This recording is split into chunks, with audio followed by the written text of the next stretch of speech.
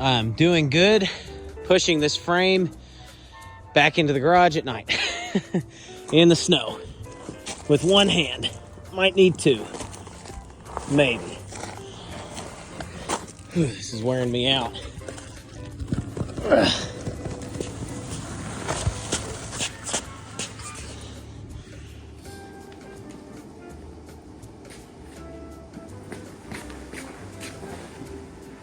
Back it up, drop it down. It's time for me to get started on this frame. Glad I have a little heat going. All right. All right, so the biggest trouble area I've got on this frame is where it's kind of warped here in the back, where somebody backed into something with the car. This is even a little tweaked here. Like I'd said in a previous video, the 57 Chrysler frame that I've got it sitting on is a lot nicer frame. It's completely straight. Whenever I get done using it as a stand for my 58 Plymouth, if you know anyone with a 57 or 58 Chrysler, anything that it would work under, it's a really solid frame, and I'd get rid of it pretty cheap. One of the first things I plan on doing is a disc brake conversion. There's a YouTube video out by a guy called Fury Jim. If you got a 57 to 59 Plymouth, you should be familiar with the guy, because basically anything that's reproduced for these cars, he's got a hand in.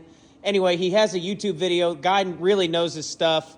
You can do a disc brake conversion using the spindles and the steering knuckle from an F, J, or M body Mopar. Think like Mike Ehrmantraut's Chrysler Fifth Avenue from Breaking Bad. If you're familiar with that, it's like those cars. Those cars are starting to get a little bit hard to find in junkyards and whatnot. And a lot of people are really catching on that the disc brake parts can be a direct swap. So it's getting harder to find. It is getting harder to find those parts. But I got some spindles and steering knuckles from like a Plymouth Volare. They do reproduce these, usually like in lowered applications, but you can get them cheaper. It's not like a wear part, so they only reproduce them for people that are wanting to lower them. I did a lot of looking up on that. But yeah, check out Fury Jim's video on that. One thing I was wondering too is, do y'all like Rust Encapsulator Plus for a frame, or do you like POR 15, or what product do you like for that? Several of them don't have UV resistance, and I didn't know how big of a deal that would be.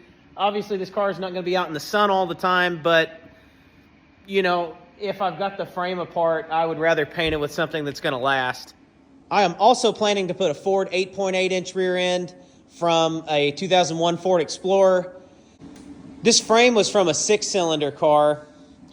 The motor mounts that are on it, kind of eyeballing it, it looks like that 440 would sit right down on there. Also, tell me what you like. Do y'all like these short little videos, or do you like videos that are like an hour long? I don't know if I've got the patience to do an hour-long video, and I feel like it wouldn't be entertaining enough, but y'all just let me know.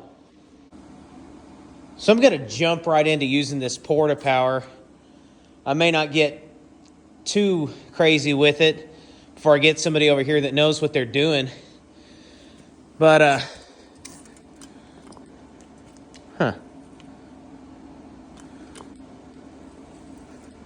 Wow. All right, that's pretty cool. Better stop that before I overspread it. So I am having too much fun jumping into this, not knowing what I'm doing, not reading the directions. But I guess it seems simple enough.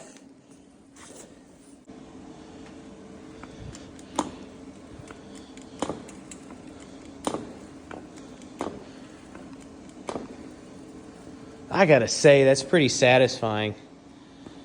It is still really twisted.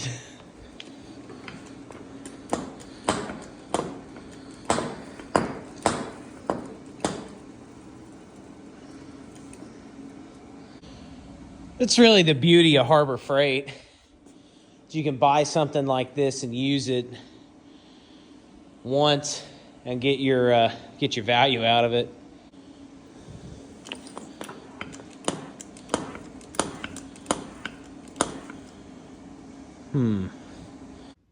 Well, that's all the messing around I'm going to do with that for now before I bend something up. Anyway, thanks for watching, and be sure to subscribe.